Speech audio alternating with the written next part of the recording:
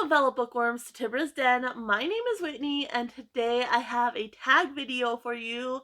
And it's not just any tag, it is an original tag that I came up with. And so I'm really excited to share this with you.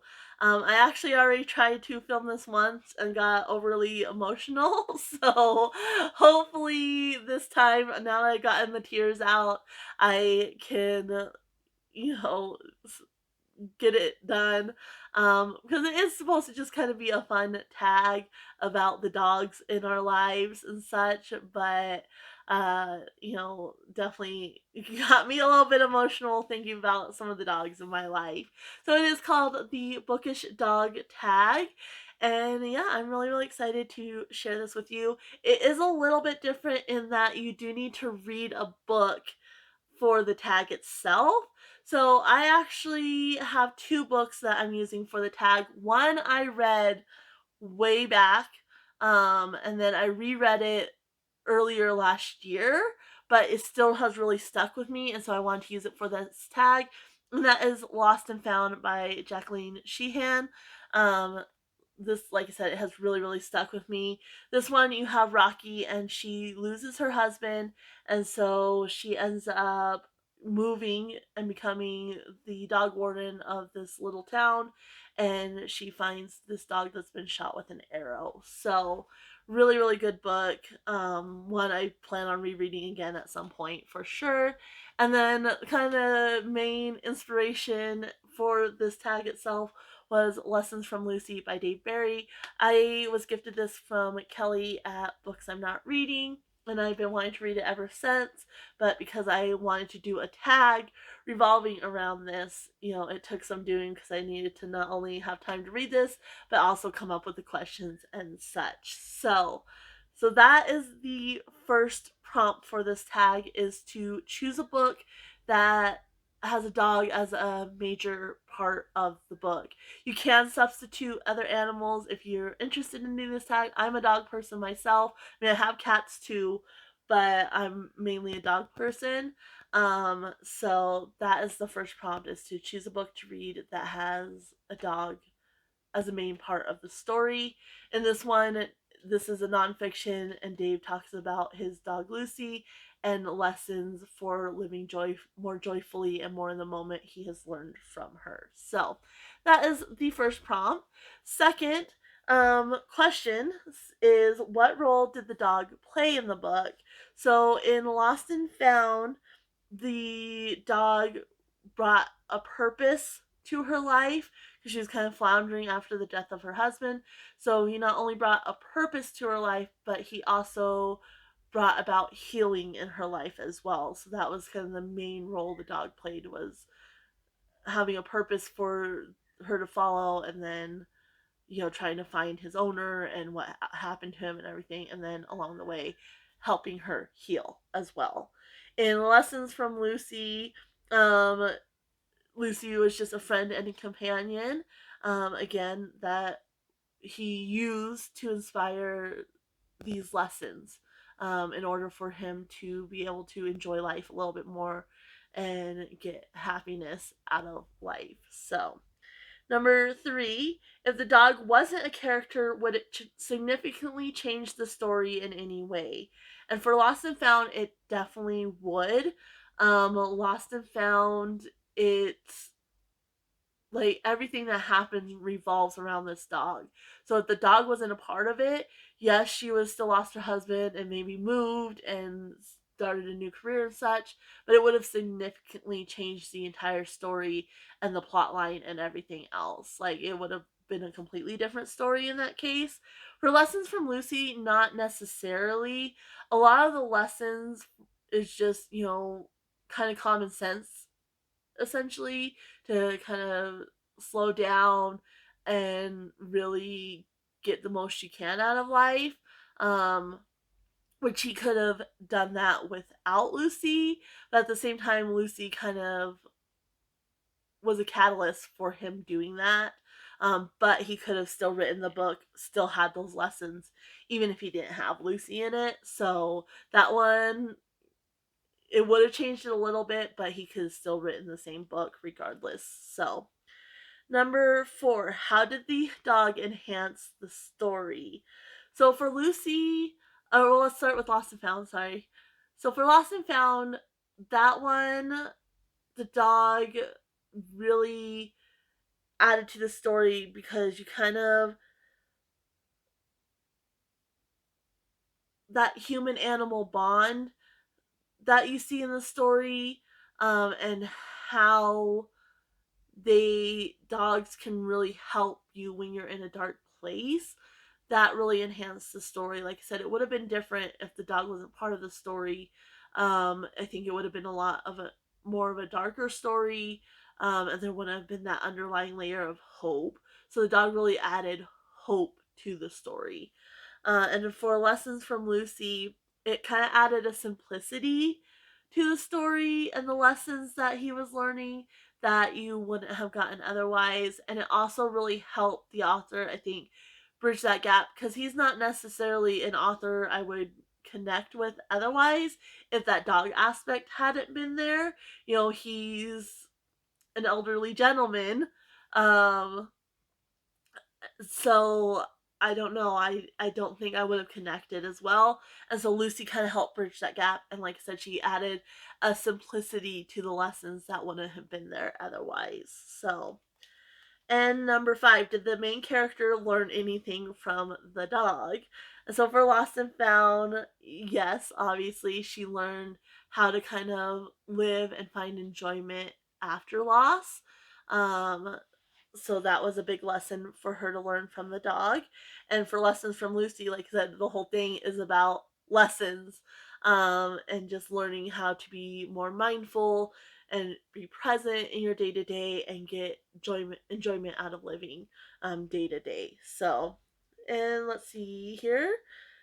Number 6, did you as a reader take anything away from the dog?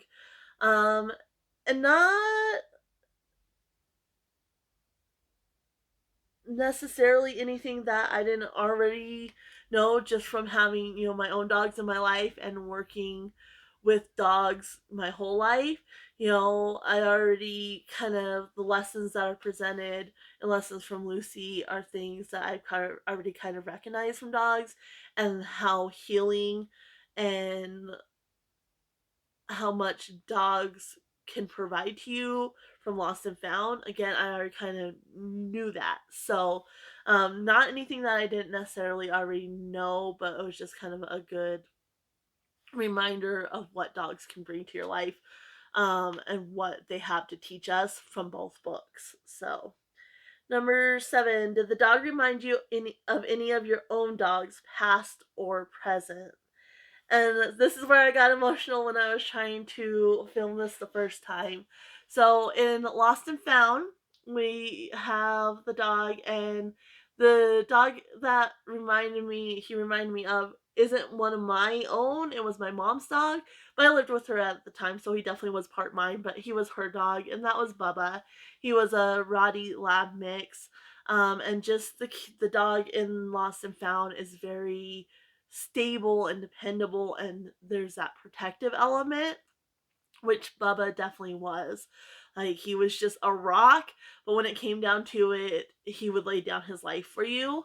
And so that's the dog from Lost and Found reminds me of is definitely Bubba.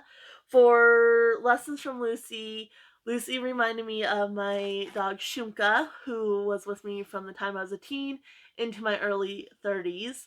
It's been 3 years since I lost her, but she was such a big part of my life that I still get worked up, which is why I had to kind of redo this because I was just like a blubbering mess there. But Shumka just really enjoyed life. She was very happy go lucky, just loving life. And so that's why Lucy and her kind of were very similar to each other for me. Um, and so, in what ways is your own dog, past or present? So, the dog from question um, 7 are similar or different from the dog in the story. So, I kind of talked about that. Bubba was a rock, he was solid. And the dog in the story gets shot protecting his owner. And so that was Bubba. Like I said, if he was so calm and just the most laid back dog, but when it came to protecting you, he was on it like that. So that's how he was very similar to the dog in the story. Um, Cause yeah, if he thought there was a threat, he was gonna take care of it for sure. Um, for Shunka, again, just very happy. Nothing phased her.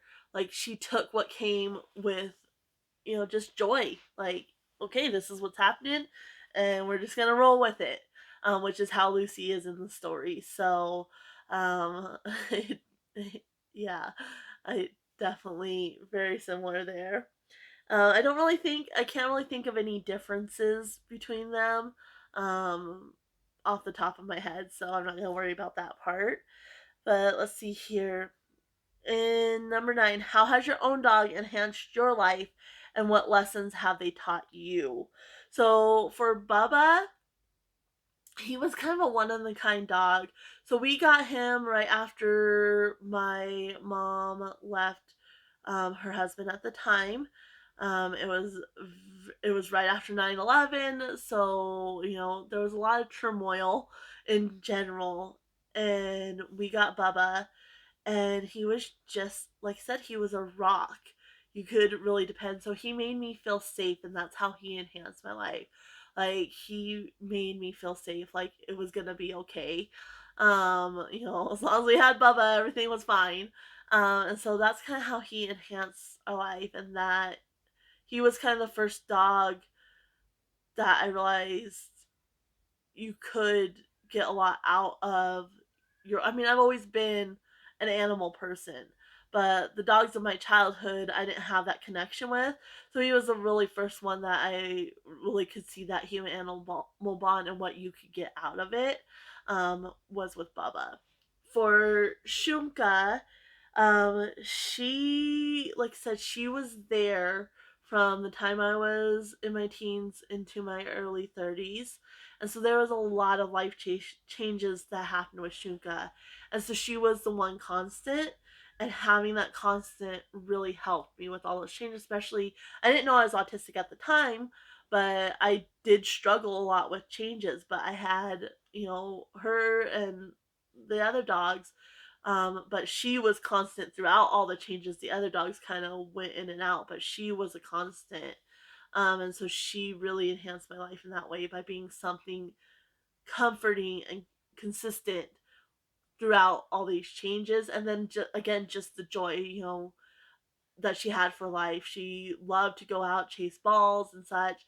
So she would get me out of the house a lot, and out into the sunshine and just bring a smile to my face with just her joy, her enjoyment of life. So she really taught me to take time to get out and not, just be inside working or in the house. Like, take time to go out into the world and get fresh air and enjoy it. So, and number 10, tell us about the dogs that have been a part of your life story. So I've had a lot of dogs. So in my childhood, like I said, they weren't really mine, but I just wanted to mention them because they are part of my life story. So we had Sam and Jake and Shane. Um, so they were just family dogs. They weren't mine or anything. Shane was mom's dog. And Sam was just a Heinz 57, had some lab in him. Jake was lab and collie mix, and Shane was a German Shepherd. And so they were just childhood dogs. Sam was a bit of a jerk. And he gave me a concussion one time. He tried to jump over the top of my head and hit me and gave me a concussion. Jake was a very simple dog. Like, he loved to chase rocks. And he was just kind of a DTD. But, he just was living his life. And then Shane was a German Shepherd. He was very, very scared of men, and he was supposed to be a junkyard dog. My mom worked for a towing company at the time, and he was just terrified of men. So mom brought him home, and he was really cool. I mean, not looking back on it now as an adult, wasn't the safest dog for kids because we had a swing set, and if we go swing, he would come and he would grab your pant leg and pull you off the string and drag you. Um, But if you jumped off the swing and made it to the deck, which you had to book it quite a ways to get to the deck, if you made it to the deck, you were safe, and he would just, okay, leave you alone. And like if you covered your head at all, he would grab, like if you had a hood and covered your head, he would grab the hood and try to drag you around. So not the safest dog for kids looking back, but we had fun with it. And so yeah, after my mom left her husband at the time, they we couldn't take them with us. And so that was hard. We did get Shane back for the last little part of his life, but he was kind of in rough shape. He had bad hips and such.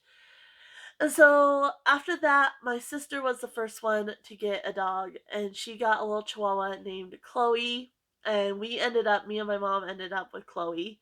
And she was just a princess of the house, of course. I mean, 6 pound chihuahua. She was tiny, and she just thought she was the biggest dog there, though, and would, run the other ones. And so we had her. And then my mom got Bubba, and like I said, Bubba was a rock. We got him as a puppy, cutest puppy. And then he was with my mom after my mom moved out, and I was on my own. Like he was with her. And then I got Liberty not too long after mom got Bubba, a couple years. And Liberty was a Christmas present, and she was my first dog. I didn't have to share with anybody. She was mine. She was a Springer Spaniel. I originally wanted a Basset Hound, but the Springer Spaniel came up, and she was 4 months old. She got returned to the breeder, and she had such bad separation anxiety. She ate a hole through the wall. Like she was literally eating the drywall, and then she ate a hole through the wall into the bathroom. Um, she was something else, but again, she was kind of a simple dog, just wanted to play fetch, and I loved petting her ears. Like she had the softest ears. And at the time, I was only like 18 or something. And Bubba wasn't fixed. We didn't have a lot of money, so we didn't have the money to get them fixed. And then, of course, we didn't really know at the time. We weren't very responsible pet owners. And so Bubba got Liberty pregnant her first heat, and that's how I got Shunka. And we also we only kept Shunka at first, but the puppy mom wanted to keep, I wanted to keep Shunka, mom wanted to keep this other puppy. And the puppy she wanted to keep ended up, like, nobody wanted to keep her, and so she ended up coming back to us, and that was Bo. And Bodacious was a very unique dog. Like, she was very loyal to mom, didn't really like anybody else. When mom broke her hip, she wouldn't let anybody come into the room. She wouldn't leave the room. I had to feed her breakfast in bed, and that forced her to go outside to go potty. And the only reason she let me in the room was because I was feeding her. Like when mom broke her hip, she was right there. Um, she used to, when mom got married to her current husband, he gardened, and she used to go in the garden and just pick like tomatoes right off the plant and such. Like she was a cool dog. And so yeah, Bo and Shunka were sisters, and then I had Shunka, and eventually Mom moved out, so I had Liberty and Shunka. Mom had Bubba and Bo. Mom ended up taking Chloe towards the end of her life, just because Chloe was a little old lady, so it was easier for Mom to take care of her. And then I ended up getting, let's see here, who was next? Aida. And Aida was a boxer mix, so I was working at the veterinary clinic at the time. And this boxer mix, every time I go outside, she'd be on the fence like, hi, hi. And she was just there week after week after week. And finally, I was like, I just love her face too much. She had a really bad underbite. And so I ended up taking her home. She was a really good dog. The thing with Aida, though, is she was glued to you. When you sat, she was right here ready to get pets. And I don't really like that. Like, I like the dogs to be near me, but I don't like them to be in my face soliciting attention and such. And that's the kind of dog Aida was. But she was a rock as well. Like, she was really, really good. I did a lot of work with her. She was slightly dog reactive, so I did a lot of work with her. And she was solid as far as like training. Like, she picked it up quickly. And I remember one time in the car, they wait until I release them to get out of the car. It's just a safety thing. Well, I wasn't thinking about it. I was like, "Come on, Aida, come on, like, what are you doing? Come on." And I had, I was like, "Get out of the car." I didn't say the release word. And so she's like, "You didn't say the release word. I'm just sitting here." And so finally I was like, "Oh yeah, release." And she got out. And so that was kind of how she was though. Like, she was solid when we would let the dogs out to play. I never had to worry about her running off. Like, I did not have to keep my eye on her. I knew she'd be right there. So she was a really solid dog. And then, sorry, the cat's saying hi. Then I had Flo. Flo was a healer mix, and she was an awesome dog. My little buddy, I'd take her out, and again, another dog. I didn't have to worry about her. We go hiking, I could take her off leash. I didn't have to worry about her running off, or if we ran into somebody on the trail, I didn't have to worry. She was solid. She was a solid dog. She didn't particularly like people and other dogs and such, but she wasn't reactive to them in any way. She just didn't want to say hi. She had an issue with her bladder though, and she had kind of OCD tendencies as well. And so she ended up having to be put down pretty young. Um, but yeah, she was a good dog while I had her. And then we got Boo Boo, which I still have. She's still with me. Boo Boo is my wild child. Like, again, she was supposed to be a foster. I was planning on, these people had her. I don't know what the cat's doing. Okay, let's try this again. Cat was wilding in here. So now we're on Boo Boo, and I still have Boo Boo. She's my wild child. She was originally supposed to be a foster. Audie. She was originally supposed to be a foster. I was planning on getting her vaccinations, getting her spayed, and then finding her another home. And I just fell in love with her.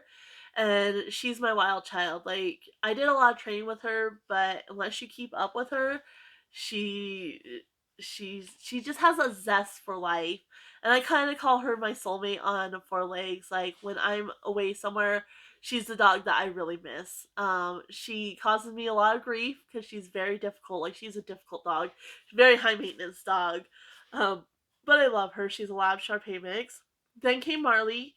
I was doing dog training and working at the vet clinic, and one of the clients from the vet clinic asked me to foster this dog. He had littermate syndrome. He was very skittish and just did not do well with people at all. So I took him, and he was kind of the case of I could not do it to him to rehome him again.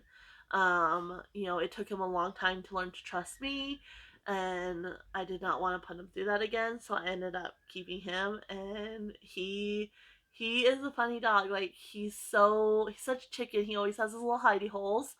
Um, but he's also kind of a clown too. Like, when he's comfortable, he can be very, very clownish. And I'm not sure he's lab. I think he might have some kind of like guardian breed, like maybe Great Pyrenees or something in him, just based on the way he acts. But I'm really not sure what breeds he is. But he's my Marley, and he does his thing. Pretty solid. And he's just scared though. He wants to be in his little hidey holes and kind of do his own thing, but he is a very good dog. Then, of course, we have Nidra, who's right here next to me. And we got, because when I married my husband, he was having a hard time sleeping with the dogs in the bed. They've always slept with me, but he couldn't sleep with them in the bed. So they ended up getting kicked. Marley and Boo Boo ended up getting kicked out of bed, and Shunka was having bladder issues, so she ended up getting kicked out of bed too, just so we didn't have to worry about that. And so I was really struggling. Like, I didn't realize how much the dogs really helped me with my sleep. I really struggle with insomnia. I do have sleep apnea. And so I would wake up like not being able to breathe and just kind of almost like in a panic. And when I was sleeping, it wasn't very restful. And so we compromised and we got Nidra because figure we can train her from puppyhood just to stay with me. And she was a small dog. She's only about 20 pounds. Um, and so that's what we did. And she lays right next to me, and just being able to feel her breathe really helps me. And I don't wake up in a panic. I don't wake up feeling out of breath. Um, and when I'm having really bad insomnia, I'll put my hand on her and I'll count her breaths and her heartbeats and such. And so she really helps with that. And then she is, my service dog. Otherwise, too, she has tasks. She really helps me go grocery shopping and whatnot. Like, her mama was a little wired hair terrier, and we don't know what daddy is, but I think some kind of healer, because she actually herds the other dogs around. And then she has the healer coloring as well. Nina's, can you get up? She has the red healer coloring, so I'm pretty sure she is part healer.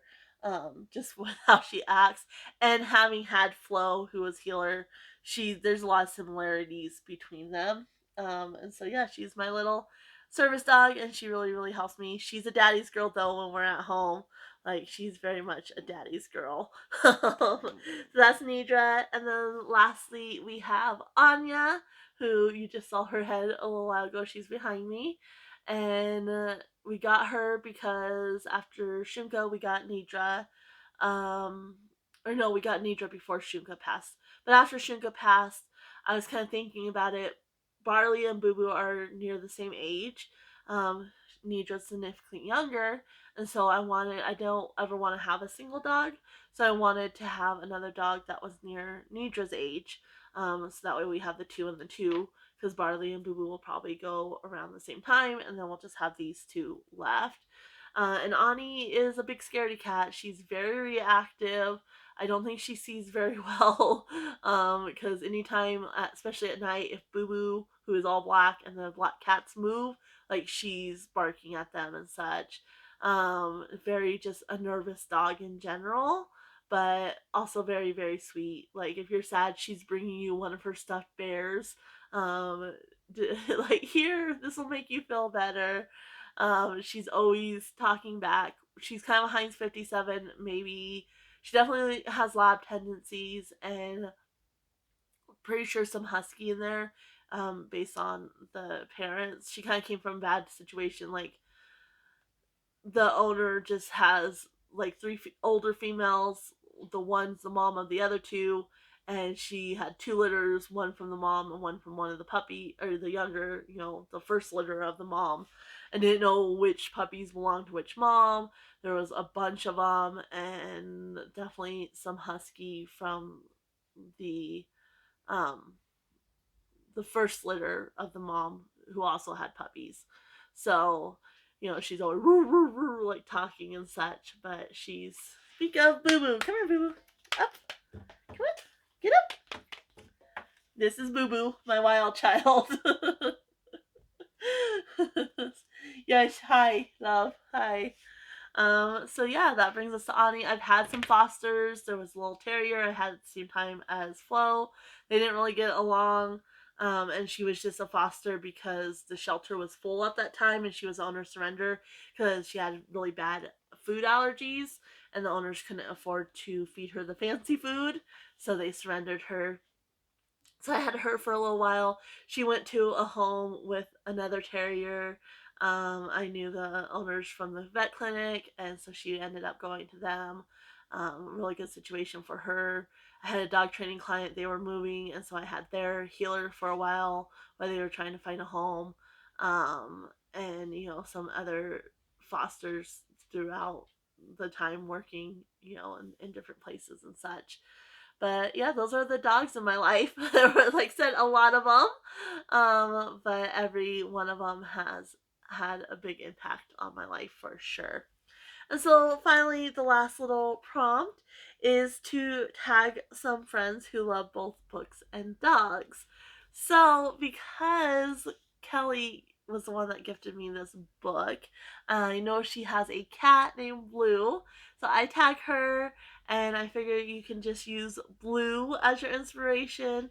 And maybe instead of a book with a dog as a main part of the book, you can use a book with a cat as the main part of the book if you would like to. I also tag Katie Marie. She has a couple of dogs, and they are so cute. And so I figured I'd tag her as well. And then Allison on a book break is another one I tag. She has a dog and a cat that are always around, and the last couple videos I watched, she's shown them because they've been playing and such. And then I also tag Melanie at Completely Melanie. I think it's Einstein, I want to say, is always like knocking into the tripod and whatnot. And so I figured, I know she has her dog too. And so those are the people I tag. I look forward to seeing what book you choose for this and your answers as well. I'm going to go ahead and leave you guys here. If you want to do this tag, then consider yourself tagged and definitely let me know so I can go watch it. And yeah, I look forward to seeing who does this tag and kind of where it goes, and listening to people talk about their dogs and maybe getting some dog book ideas as well. I'm going to go ahead and leave you guys here. Happy reading, everyone. Bye.